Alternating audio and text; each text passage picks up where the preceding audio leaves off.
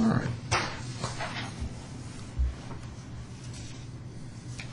This is case number 10-D-19, in which the original petitioner is Jessica Pruitt. She appears in person by Michelle Roos and her counsel. The respondent is Eric Pruitt, who appears here in person pro se. This matter comes on for hearing, I believe, on petition for contempt that was filed by the respondent, Eric Pruitt, in regard to the parenting plan of the parties, in particular Mr. Pruitt's parenting time. Will both parties raise their right hand? Do you swear to tell the whole truth, nothing but the truth, so help you God? All right. Ms. Rusin, did your client get a copy of Mr. Pruitt's contempt petition? She did. Okay. And what, does she have a response to that particular petition? Yes. All right. She denies that she was in contempt. Noah was ill on December 12th. We do have a record from a physician which indicates that Noah was seen by Dr. Burhane on December 6th. 2012, and he continued to be ill on the 12th, so that's why that visit was canceled. With regard to Christmas visit, Mr. Pruitt was offered to see Noah on December 19th, and I believe he declined to do that, so he was offered to make that visit for Christmas. I do have the Kids First folks here. They've been subpoenaed if there are any questions about any other times, but they informed me that Mr. Pruitt has canceled 7 visits and Mrs. Pruitt has canceled 7 visits. Those were all cancellations due to illness of Noah or I had surgery as well. yeah, Mrs. Pruitt had surgery on one occasion and couldn't get him there, so I think that's all documented in the records of Kids First.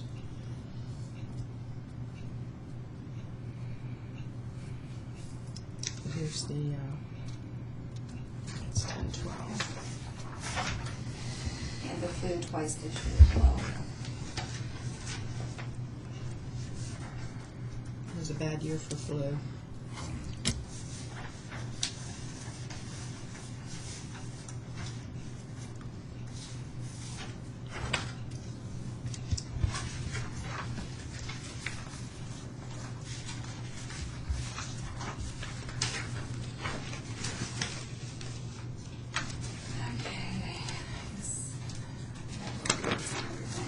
Okay, maybe I'll hear from the kids first. Who, do you know who's here from Kids Emily Larkin is here, and Katie Lynch. First? Why don't we bring them both back? Is there any, Emily Larkin and Katie Lynch? They're out in the hall, I think. Okay, did you want to respond, Mr. Pruitt, while we're bringing them in? I'm not contesting the on the 12th. What I was contesting that during a conversation with Kids First around Christmas, I was told that Mrs. Pruitt would be on vacation and out of town and unavailable for the visit. The visit cancellation wasn't due to an illness. It was due to Mrs. Pruitt deciding to not be in the area with the child. Her family's in this area. I'm not sure what would motivate someone to leave their. I wanted to have access to the child, but I do not understand what would motivate someone to leave their area in order to go to another area if their family was here, especially on the holiday. I've had no access to the child on any of his birthdays. He's 4. His birthday is coming up very shortly, 2 days, 3 days. And then I simply just wanted to spend a little bit of time with him, give him some gifts. He needs me. He needs his father to coach him, to help him, to guide him. There are things that he can learn from me that he can't learn from anybody else. He's going to have gaps in his. Yeah, have him come in. But apparently they made a note of that in the file that the cancellation was due to her going on vacation as opposed to going to. Well, I think Ms. Rusin, and maybe you can correct me, you alluded to that there was an. Go ahead and have a seat.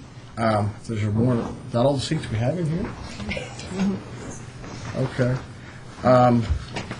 Did you allude to that with since there was an offer of a makeup? Yes. Okay. Mr. Pruitt, why didn't you go ahead and take the December 19th time then? At that time, each of these visits cost me about $75 in gas. So I've spent about $7,000 so far in fuel, driving back and forth between Pittsburgh and West Virginia for court hearings and visitations.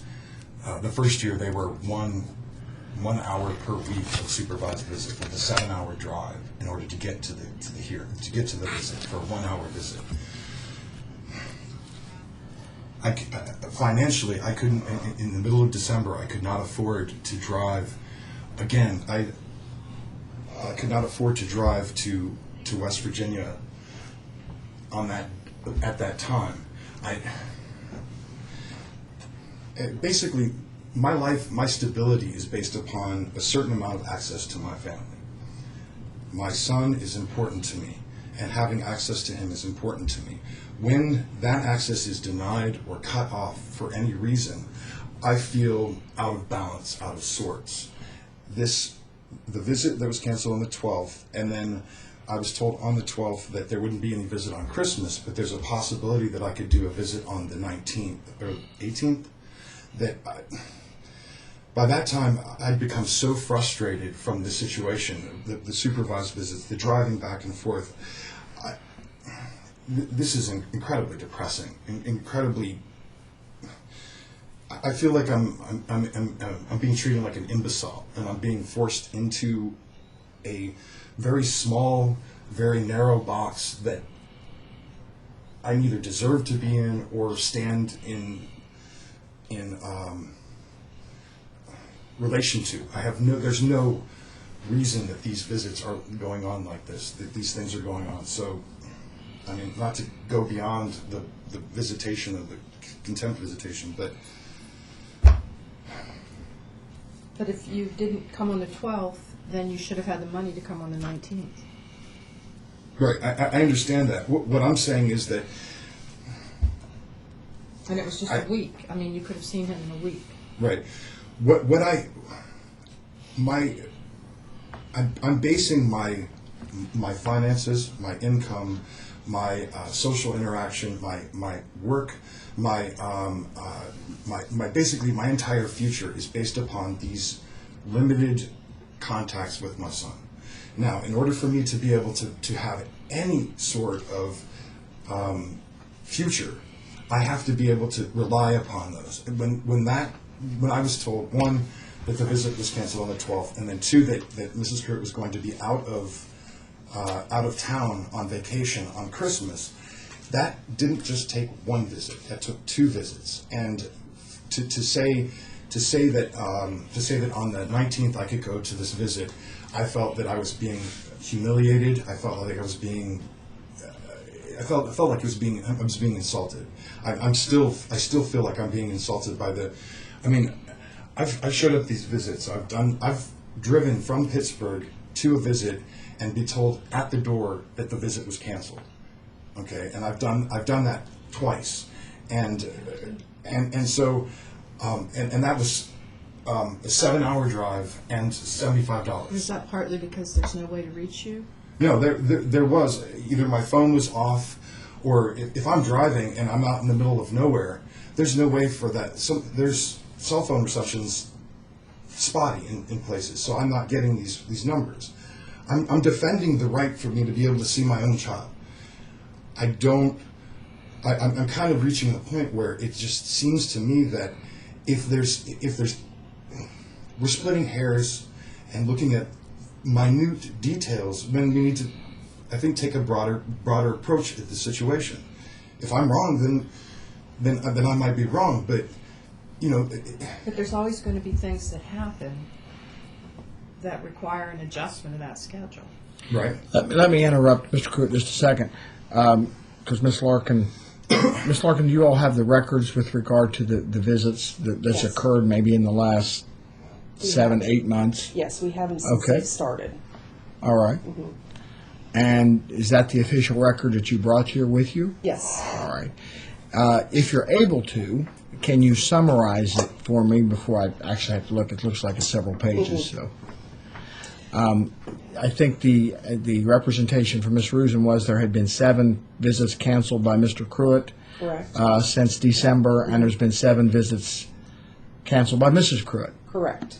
And that's from the beginning, not since From the December. beginning. From the beginning. From the beginning. When was the beginning? The beginning was August 1st, 2012.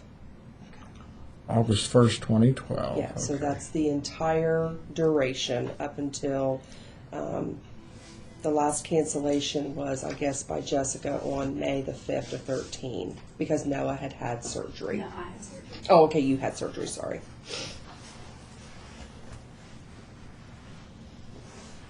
I think some of these were no-shows. Yeah. Mhm. Why couldn't somebody else have taken Noah to Kids First when you had surgery? Because my mother works. You know, he's coming on, he has a point. And I He's called coming days all in the way advance. from Pittsburgh. I called days in advance. I don't care. You know, from now on, when you have something, you only have to do this every other week. Surely you have more of a support system that can get, you want this, I take it, Ms. Rusin, your client wants this supervised visits to continue, right? If Mr. Pruitt is going to exercise them, then unless the child is sick, you need to make arrangements, Mrs. Pruitt, to have the child there. You know, whether it be third, there's got to be other parties that can get the child there. I did not have anybody that day. You know, you had this child with Mr. Pruitt. I'm going to be completely frank. I know about his history, but he's here, and he's not evidently not going to go away. And he's the child's father, so you're going to have to figure out a way to deal with him safely, I hope. But he's not, other than being extremely eccentric at times and somewhat scary. I'm going to say that on the record. He's here and he's pushed. Now, Mr. Pruitt, why have you canceled 7 visits? I didn't drive for 10 years. I was a resident of Pittsburgh. I didn't have an automobile. I was involved with the bicycle community in Pittsburgh. I was heavily involved. I volunteered for 12 years for Free Ride. It's a bicycle cooperative in Pittsburgh. When Mrs. Pruitt left with the child, I had to immediately begin the process of getting a vehicle and getting all of the necessary hoops and things that are necessary to be able to drive back and forth to this area. This city does not offer buses. I could have taken a Greyhound bus, but the nearest bus is in Parkersburg, 27 miles away. So what I had to do was get a vehicle, and part of that was I couldn't afford an extravagant vehicle, so I bought a used vehicle. 2 flat tires in Morgantown. I was on my way, out of 5 of those visits, I was on my way to the visit when I got flat tire. My vehicle broke down. I ran out of gas. I've learned that the drive through from Morgantown to Parkersburg basically shuts down my vehicle. The hills are so bad. I have to go through Cambridge, Ohio. That's an extra 20 or 40 miles, 30 miles. But that's what I have to do. So I have 4 brand new tires on my truck from Walmart. You know, I've gone over the truck and put a new fuel system. I've done so much work in order to be able to make sure that I can be here at these visits. The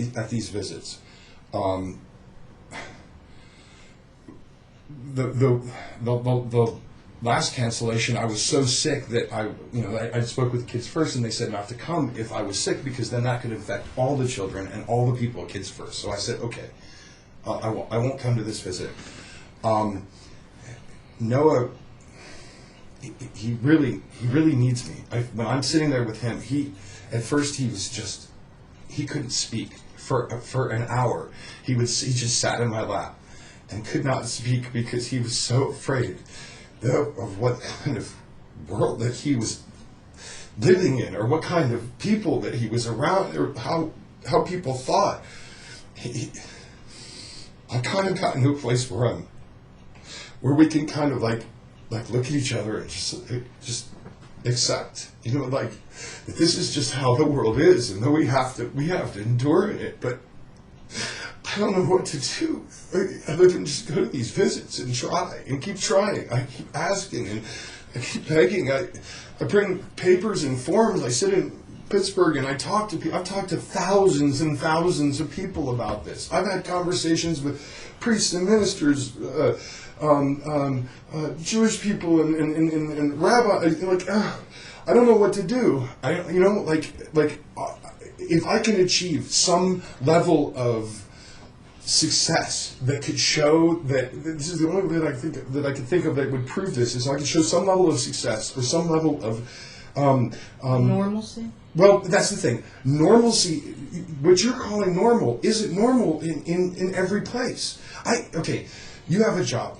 Okay, you have a job. You work. Let me ask you some questions along that line, Mr. Pruitt.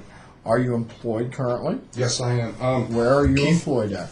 I've been retained by Keith McGregor. I spilled coffee on the way over here. I'm his. I'm managing two properties, renovations of two properties in Pittsburgh. For him, I've also been working at the.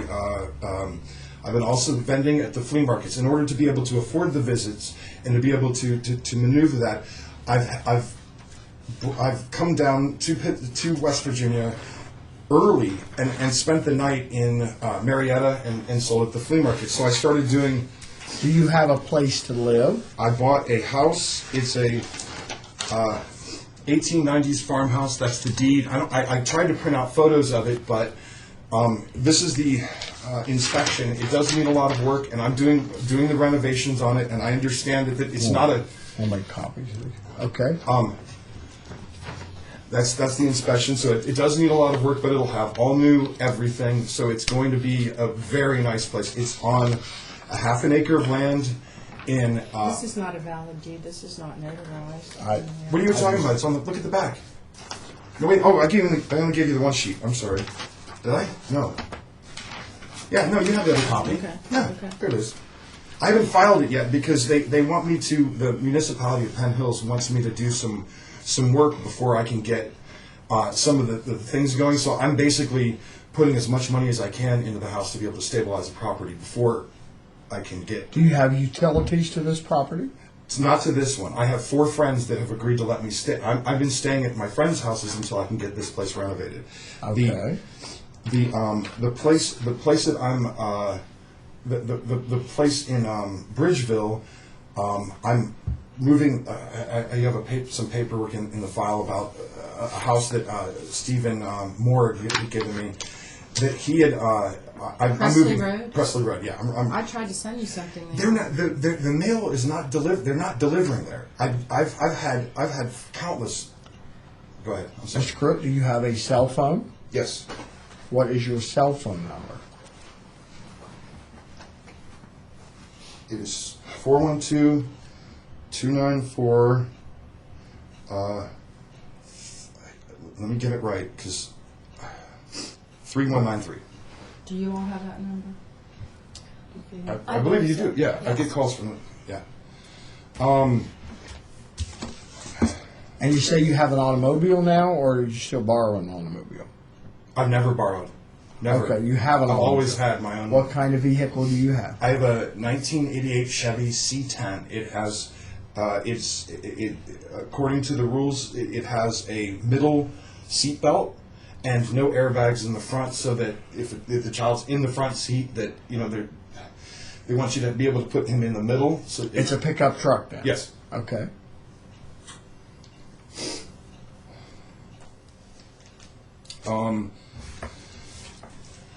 I don't know what else I could say. I mean, Okay, you understand, Mr. Pruitt, the history of this case. I think the last order kind of set out the history of what we've been dealing with. I mean, since this case has been instituted, of course, you've lived in Pittsburgh, and if I recall, you were fixing up a house at that time that Mrs. Pruitt moved here.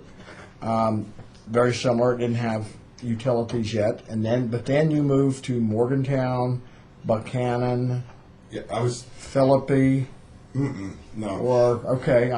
Buchanan, and maybe back to Pittsburgh, and you might have been kind of absent for a while, and then What I was doing was I was going online and responding job postings. So I went from Pittsburgh to Parkersburg, or to St. Mary's, where Mrs. Pruitt let me stay with her for about a week, and I found a job in Grafton, West Virginia, with New Ray Realty. I worked for them for about 3 months. They ran out of the ability to employ me. They had many properties, but they were cash poor. So I left there and I went to Morgantown to try to find work there, and I figured there would be more work there. I was trying to put myself in a position to be closer to my son. I was trying to put myself in a position where at that time I was trying to do what I was being asked of by Mrs. Pruitt, and I was trying to learn. I was basically trying to get closer so that it would be easier to do the visitation. I didn't find much work in in Morgantown, so I went back to Pittsburgh. My support network's there. I have people that have known me for 12, 15 years. I have people. I've worked for nonprofit groups. I've worked for. Okay. How old are you, Mr. Pruitt? 42. What's your education? I have some college. What is your work history? What kind of trade do you normally work in? Normally, I do renovation of houses, and I've moved into, in the past 2 years, I've moved into property management. I specialize in, there's a lot of homeowners that have, Keith McGregor, you have the paper. He is in California. The 2 properties that he owns are in Pittsburgh. And I'm going through the property, cleaning everything out, taking photos of everything, and then helping to organize the repairs of the property. Working with the city, I'm helping him to evict a couple of tenants. I'm helping him to get the property into shape to be able to put it into a place of rental. He wants me to stay on as a property manager. That basically, he authorizes me to have full control of all of his property in the city of Pittsburgh. So he trusts me. I have been doing, like I said, I have been doing the flea markets in order to make a little bit of money on the side. Okay. All right. Of course, that it's not really pled today, and it's not really up for consideration today. But I did want to listen to Mr. Pruitt a little bit because I do know it comes from a long way, and we try to use our court time as best we can. It still sounds like we ought to continue with the kids' first visits for 2 hours every other week. I've explained to Mrs. Pruitt, Mrs. Pruitt, you're going to have to schedule your vacations on weeks that aren't on Mr. Pruitt's time. Mr. Pruitt's time, frankly, is very limited at this point, and it's going to continue to be limited. So you will have to structure your life around his visits. At such time, Mr. Pruitt, that you become grounded with this, then you can file a petition for modification, and we'll relook at the parenting plan. Now, my question, and I'm glad I got Ms. Larkin here. Is this Wednesday his visit? Is tomorrow one of his visits? It would not be. It's on Sunday. This Sunday is. Yeah. It's this coming Sunday, which is very close to the child's birthday. All right. So the birthday's taken care of because you'll have him. What is Sunday, by the way? 16th, yeah. And that's And also it's Father's Day. Yeah. So he's going to have Father's Day and the day after the child's birthday. That's okay. Good. That's taken care of. Because I did. All right. And so he has every other Sunday then, Yes. right? And you've been able to accommodate him for 2 hours. Yes. Is there any extra that we would have in the next month or so? Not unless there's a cancellation, but there's still a waiting list, I think, of 2 or 3 families that's on there. So. Okay. Can you just describe for the court how things are going? As far as the visits, I mean, Noah and Eric do well together. I mean, he does interact with Noah. Noah interacts with him. When visits do take place, we have had to talk to Eric on several occasions about his hygiene, cleanliness, appropriateness of dress. Law enforcement has had to talk to him about that also. Because we do talk about in our rules and guidelines, we need to be appropriate for when you're in our facility because there's other folks there also utilizing the services. But the only other outstanding thing would be some of your inappropriateness of conversations with Noah, as far as things that you talk about government and the school systems, and you know that's not appropriate. And Hitler. And Hitler. I never. Did I? Really? I think I had more conversations with the people at the visit, the person that's watching, than with Noah. Okay, I understand that. That's true, but still he can hear that. Okay. You know, and that is exposing him to, you know, things that, you know, Okay. you get very limited time with him, so utilize it appropriately. You know, spend time calling Right. with him and talking to him about things that he does and what he likes to watch on TV or, you know, activities that he's in. Right. And the hygiene thing, that a couple of times I've been so financially stressed beyond, like the visits when they were on Wednesdays, at one point, one day in particular, I needed to have money, and I jumped into the river about up to my knees in Pittsburgh and pulled a bunch of old scrap metal out of the river. And I didn't realize it when I got down there, but the smell of the river in the city was so bad that they said that I smelled. You know, I'm like, you know, I didn't mean to. I didn't, you know, that wasn't my intent. But, you know, and the other thing is, I don't usually lay down on the ground.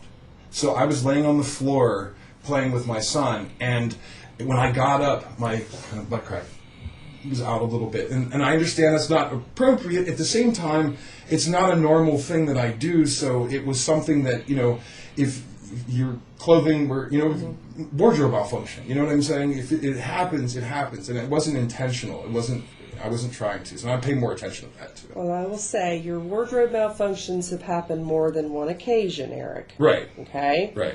So, you know, and we want, you know, Eric to look at you. You're his father. Mm-hmm. And, you know, he has to understand that hygiene is important to him also. Right. And he's going to look to you and how his daddy looks. Right. Okay?